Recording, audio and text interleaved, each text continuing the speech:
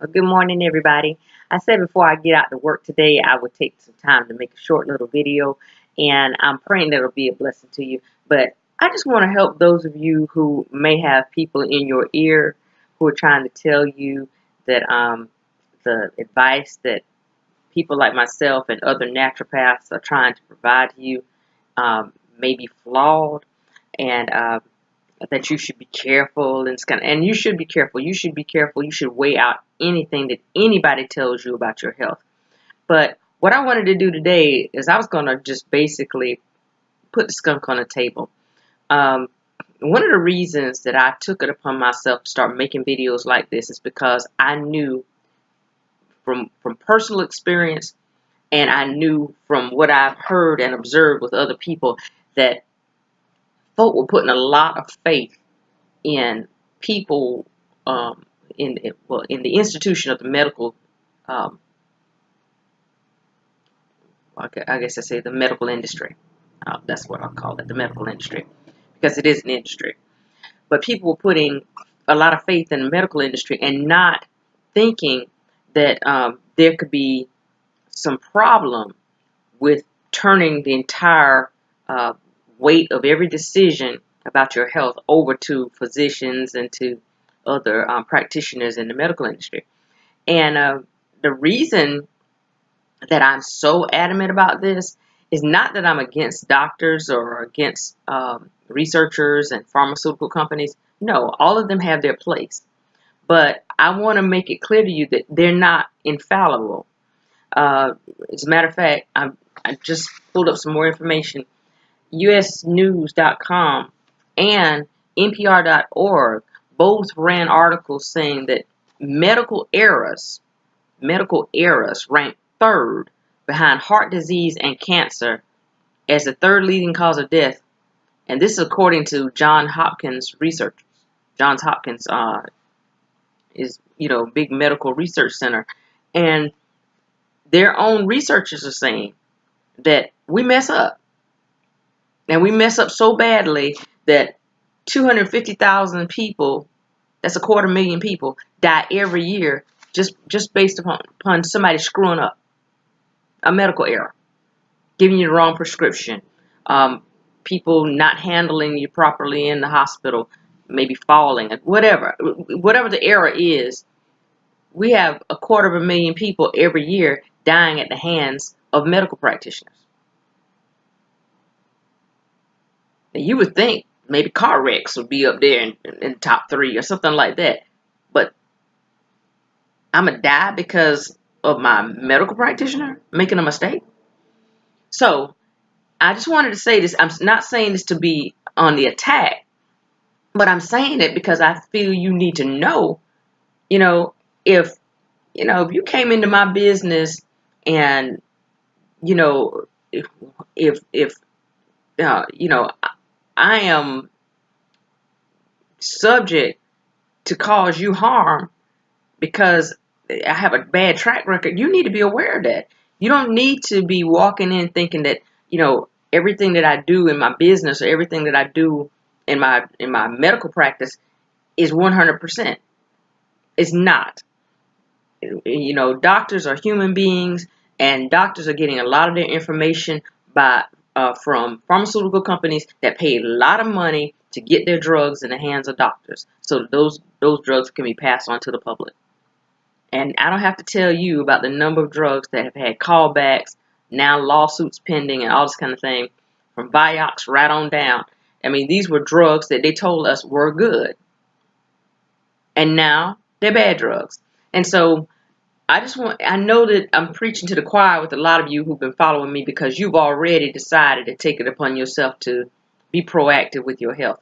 But for those of you who are still kind of on the fence, thinking, well, I'm going to listen to my doctor. My doctor didn't say that I should do this or that. Well, you listen to your doctor, but you need to also investigate. You also need to understand that your doctor has possibly gotten it wrong. And if you don't want to become one of those 250,000 people,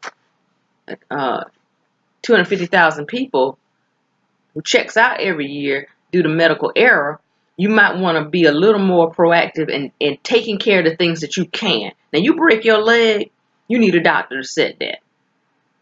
You got to have a baby. I'm calling a gynecologist, an obstetrician if I'm having a baby. My thing is, you have a creation that God has given you that has everything in it to heal itself if you will do the right thing. But what we want to do is do the wrong thing and then expect the body to take care of itself. And when it fails, we go run into people who load us up with drugs in an attempt to treat what's going on with us as opposed to curing it. And the bottom line is, a lot of this stuff that's wrong with us is lifestyle, and they can't cure it. But they won't come out and tell you that because it's not in their best interest to do so. It amazes me that the top 3 causes of death are all avoidable. Heart disease is avoidable. Cancer is avoidable. And certainly a medical error, if someone takes the time to do their job properly, is avoidable.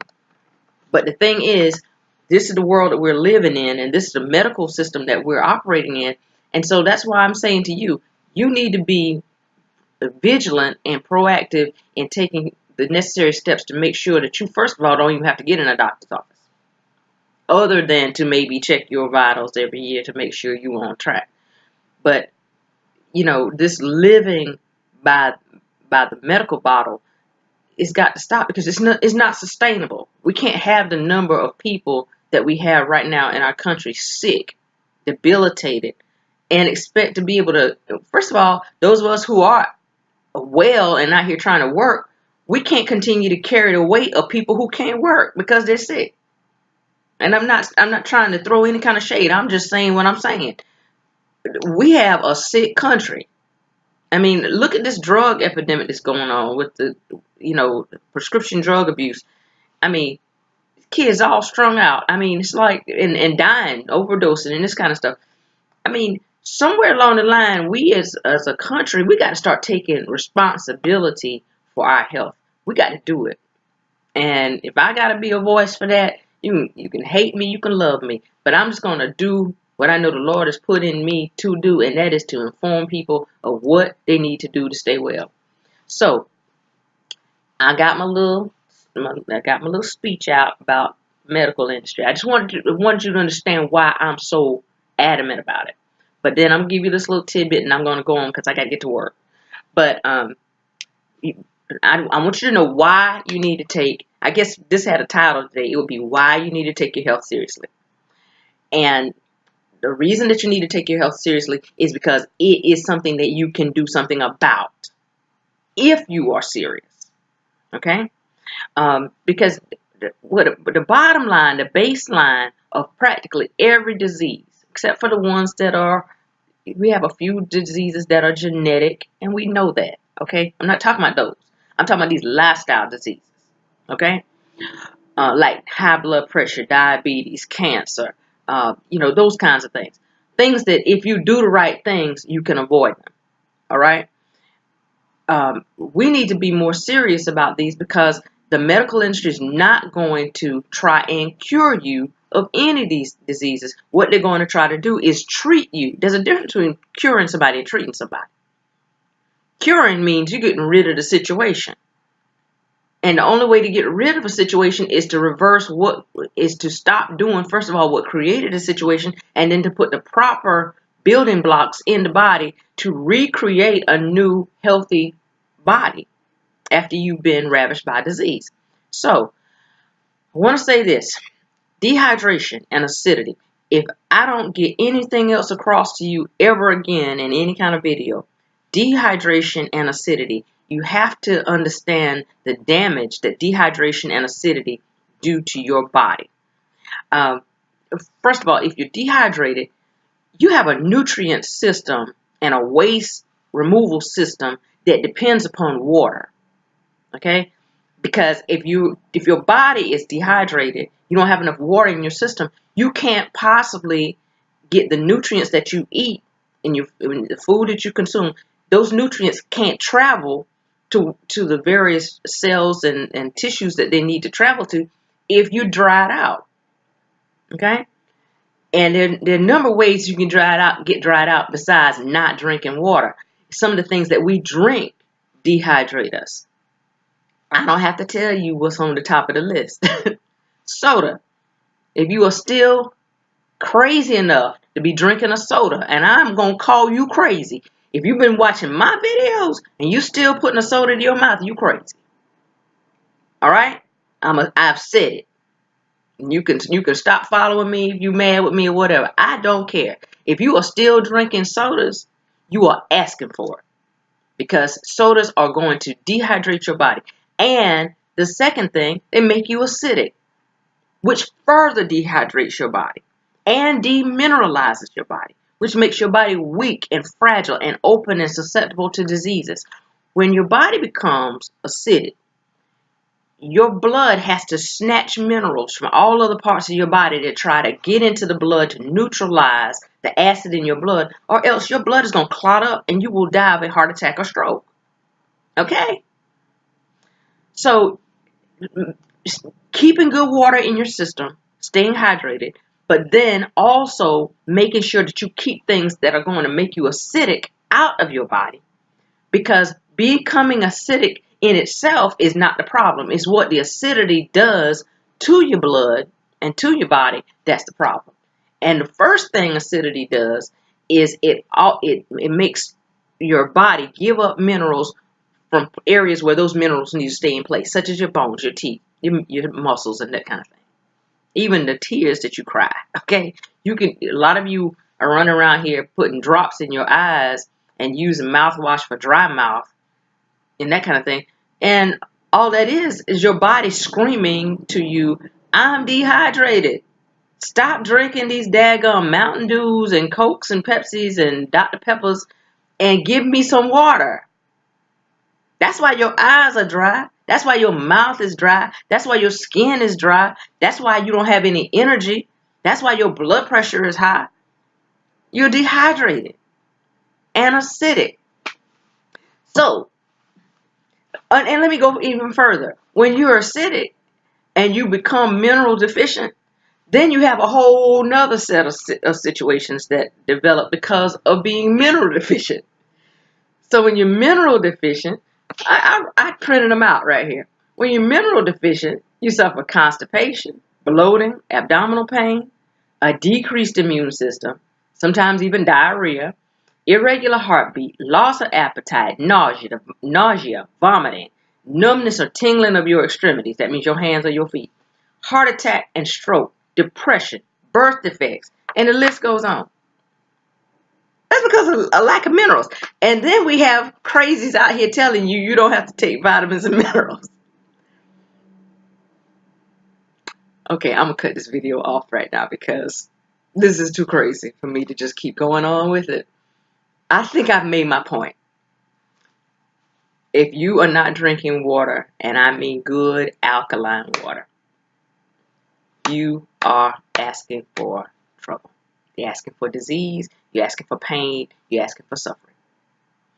And if you are drinking sodas, teas, and I'm not talking about the good herbal teas. I'm talking about tea with a whole lot of sugar in it, like we're here in the South, sweet tea. That's what I'm talking about.